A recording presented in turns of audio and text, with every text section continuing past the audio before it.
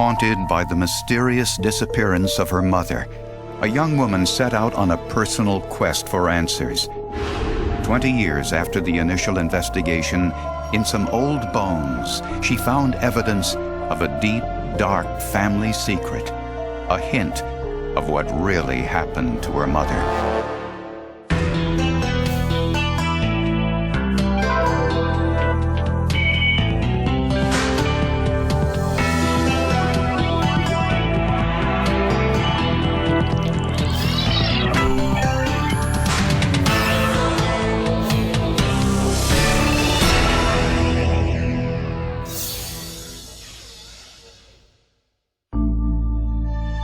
Verona, Kentucky, population 500. The center of town features a four-way stop, a one-room city hall, and Mr. Herb's, a popular restaurant where the locals gather for its famous fried fish. In a town this size, word spread quickly when 25-year-old Marlene Major, the mother of two young children, was reported missing. Her husband, Bill, said she just got into her car and drove away. He admitted they had an argument Saturday evening, and she was mad at him. He acted all upset, said he had spent the whole night driving here and there looking for Marlene. Bill and Marlene Major had been married for 9 years. They appeared to be a traditional couple, but their marriage wasn't the least bit conventional. Bill wasn't Marlene's only love interest. She was having an affair with Glenn St. Hilaire, a man who worked for Marlene's husband and lived in a trailer on their property. As time went on, Glenn and Bill's wife, Marlene, became closer friends, and actually romance started between the two of them. Bill not only knew about the affair, he encouraged it. I felt that Bill was actually using Glenn to get close to Marlene, because I don't think Bill's interest was in Marlene at all. And there were rumors that Bill also had a girlfriend on the side. When questioned by police, both her husband Bill and Glenn St. Hilaire denied any involvement in Marlene's disappearance and said they didn't know where she went. Marlene's children, 8-year-old Donald and 4-year-old Lalana, were in bed when Marlene left, and they heard nothing out of the ordinary. Marlene's car was missing too, but she left without taking any personal items. She went to the doctor like the week before and had gotten a prescription allergy medication. That was there. All of her jewelry was there. She didn't have her driver's license, her social security card. She had nothing with her. Police found no evidence of a struggle either in Marlene's home or in Glenn St. Hilaire's trailer. It was literally like she had just completely dropped off the face of the earth. Gone. Poof. Maybe she decided, to heck with the whole thing, I'll go start a new life someplace else. Bill told the children their mother had abandoned them. He just basically said that she was a drug addict, she was an alcoholic, she was a prostitute, that she did not care about us, and that she had run off and left with another man. That's what we thought had happened. You know, I mean, what else were we to believe? Officials in Kentucky searched diligently for the missing woman. Her dental records were faxed all over the United States. Anytime there was a woman of her approximate build and approximate age who was found, I'd say they were probably faxed at least 25 different times. But their efforts were fruitless. Eventually, Bill Major and his two children moved from Kentucky to Rhode Island, where his parents lived. And 1 year after Marlene's disappearance, Bill remarried. Glenn St. Hilaire stayed in Verona and took a job at a local factory. For the next 20 years, no one heard from Marlene Major. Not her children, her family, or her friends. But something in Marlene's diary hinted at a deep, dark family secret that shed new light on a very cold case. Lalana and her brother Donald grew up believing their mother had abandoned them. Making things worse, their father became increasingly abusive. I've seen him beat my brother to the point Donald could not pick himself up off the floor. You know, you would miss school because you had bruises. Finally, when the children could take it no longer, they confided to their new stepmother that their father was sexually abusing both of them and had also threatened them. To keep me and my brother in line when we were kids, it was, if you don't do what I tell you to, if you don't cooperate, I will kill your brother. You know, and would turn around and tell my brother, if you don't do what I tell you to, if you don't cooperate, I will kill your sister. Bill's new wife called police and had him arrested for first-degree sexual assault. We're peeking around the corner and he looked down the hallway at us. And I mean, just the look in his eyes. And I just sat there and I said to myself, I hope they keep him. I pray to God that they keep him. Because if they don't keep him, we're as good as dead. Bill Major was convicted and sentenced to 15 years in prison. 9-year-old Lalana and 13-year-old Donald moved back to Kentucky to live with their maternal grandmother. And by now, Lalana was old enough to ask her grandmother about something that had always haunted her. We were sitting in the parking lot in front of a department store, and I said, well, do you know where my mother is? You know, have you seen her? Have you heard from her? It was just like 10 seconds of absolute silence. And she looked at me, she said, honey, she said, your mother's dead. She said, she's been dead. She said, your father killed her. But Lalana's grandmother had no proof, only suspicion. So Lalana decided to investigate her mother's disappearance on her own. I watched things, you know, on old murder investigations and scientific documentary shows and court TV and, you know, all this. I watched all that stuff out of interest to see what I could pick up, to see what I could learn. When Lalana turned 20, she was given access to her mother's cold case file, and in her mother's diary, she found a clue. There was a notation that implied her mother knew what her father was doing to her brother Donald. I went to get Donald up for school and caught Bill with him. He tried to hide what they were doing, but I know what I saw. I guess I died inside. I told him not to touch me ever again, and if he ever touched Donald, I'll kill him. He wants me to help him, and I don't know what to do.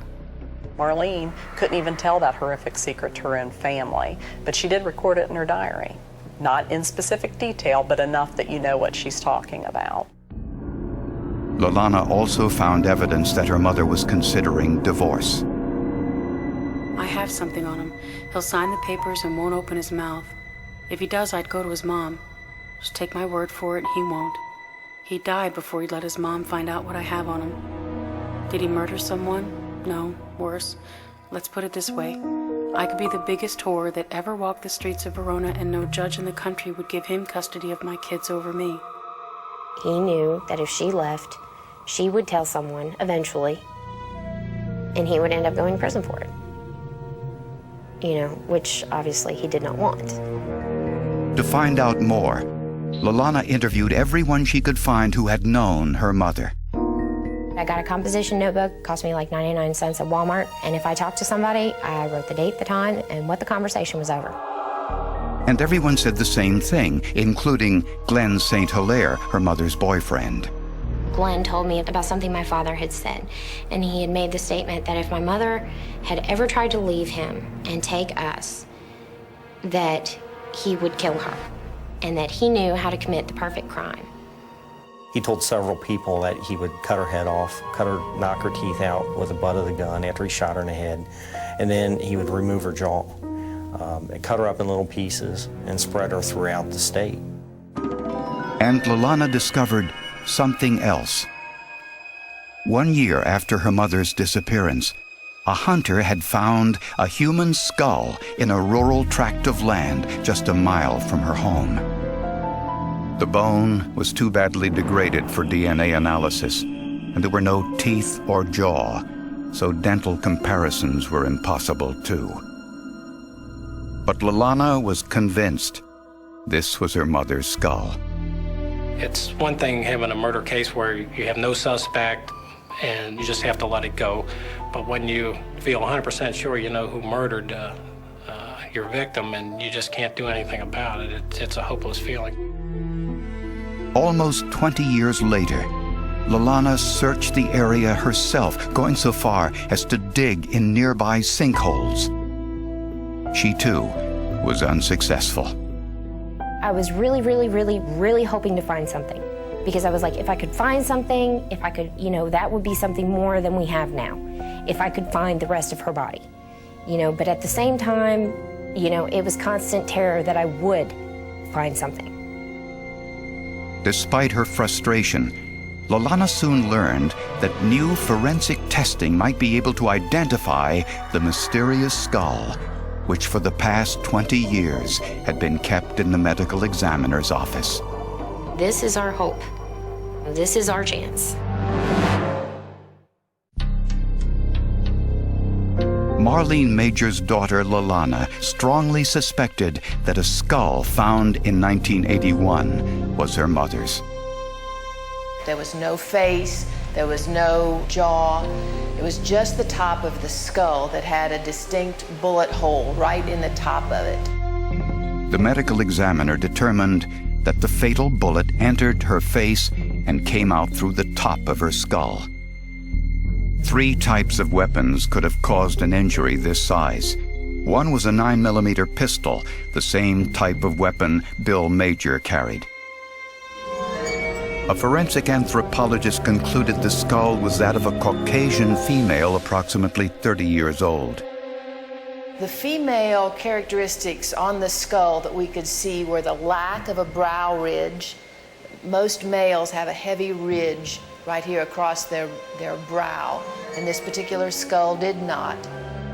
And there was evidence that someone deliberately tried to prevent an identification. At the base of the skull, where the jaw inserted, there were small cut marks where it appeared as if someone had deliberately tried to sever the ligaments that attach the jaw to the rest of the skull. But 20 years had passed since Marlene Major disappeared, and during that time, scientists found a way to extract DNA from fossils tens of thousands of years old. It wasn't DNA from the cell's nucleus, but the mitochondria that live outside the nucleus, which are more plentiful and easier to analyze. But mitochondrial DNA is passed to children only from the mother, so it limits the amount of information. Marlene Major's relatives were willing to pay for this new DNA test themselves, at the time almost $20,000.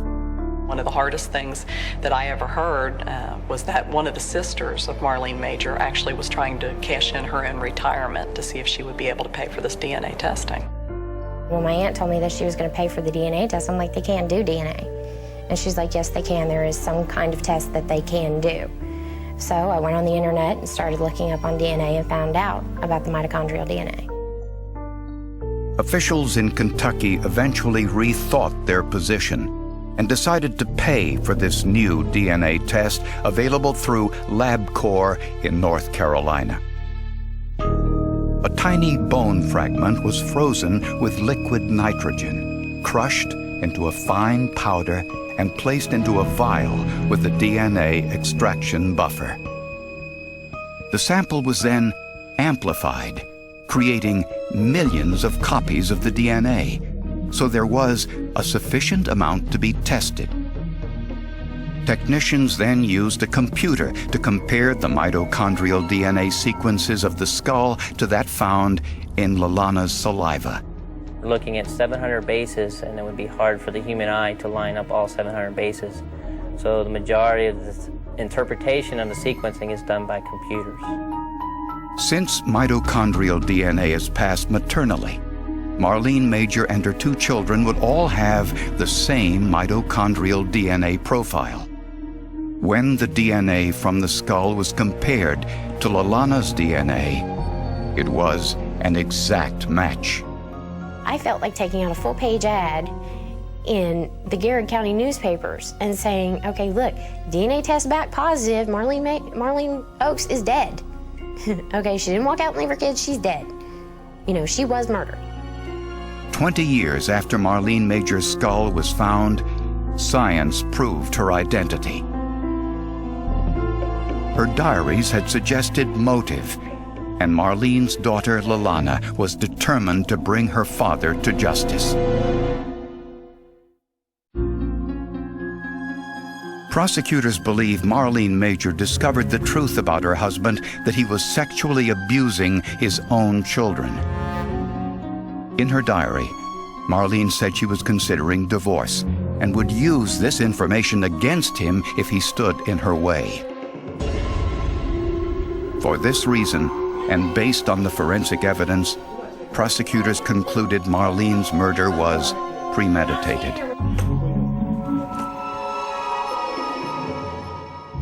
They believe Bill killed Marlene with his handgun, then dismembered her body to remove all traces of identification.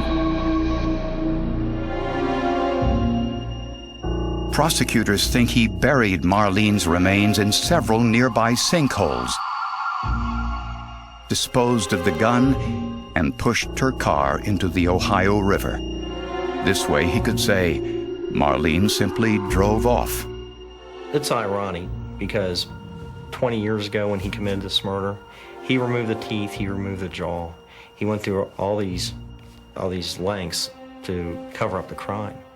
And back then, nobody had any idea that, 20 years later, we would be able to solve it with just a very small piece of material from that skull. Bill's own father put the last piece of the puzzle in place. He said Bill confessed to the murder during a conversation the two of them had 5 years earlier. For a man to kill his wife to him was appalling. And from that day forward, he pretty well disowned his son. He didn't want a thing to do with him. Bill's father gave police this information at the time, but without any hard evidence, the information was useless. In Kentucky, we have a rule that says that a defendant's statements are not enough. You have to have something to corroborate a defendant's statements. And, from 96 until 2001, all we had was the statement. Bill's father once again offered to help in any way he could. I asked him if he would mind us coming up to Nova Scotia, putting a recorder on his phone, and then he would contact his son in Massachusetts, and he agreed to. Sure enough, Bill incriminated himself. I keep getting calls from Lalana, and she wants to know where her mother is so that she can get the bones and put them in a casket and have closure. Yeah, and put me in jail for life. You have pulled off the perfect crime, haven't you? No, I wouldn't call it perfect. No. Because if a crime was perfect, nobody would ever know about it. Bill Major was arrested and charged with Marlene's murder. During extradition to Kentucky, he confessed to the local sheriff. He said, killing that girl meant nothing to me. It'd be like me getting up every morning tying my shoes. That's what it meant to me. She would have been taking his get toys, I guess is how you would phrase it, or because his children were more than children to him. Ultimately, she died to protect us. She was trying to get us away from him and to get us out of that situation, okay? She was trying to protect her children. Major admitted pushing his wife's car into the Ohio River and burying her body in a sinkhole. But neither the car nor the rest of her remains have ever been recovered. We dug out this sinkhole. This sinkhole just seemed to be endless. We dug out as far as we could with a backhoe, but nothing was found. And again, the river, with the flooding and the speed of the river during times, there's no telling where that car's at. Current is so strong and the years were so many that the chances of finding that car was like looking for a needle in a haystack. It took the jury only 43 minutes to find Bill Major guilty of first-degree murder. He was sentenced to life in prison. Alana had been driven for a long time to bring closure to this and to bring her father to justice. I mean, it was obvious, just you could see the passion for this in her eyes, the way she talked. You know, she had a deep hatred for her father, and she really, even though she didn't really know her mother that well, she was just a child when all this occurred, she had a lot of love for her mother. Bill's incriminating statements and the scientific proof the skull was in fact Marlene's were all investigators needed. And I thought if anything is going to be our friend and is going to help us, it's going to be the science. You know, because that was not something he was counting on.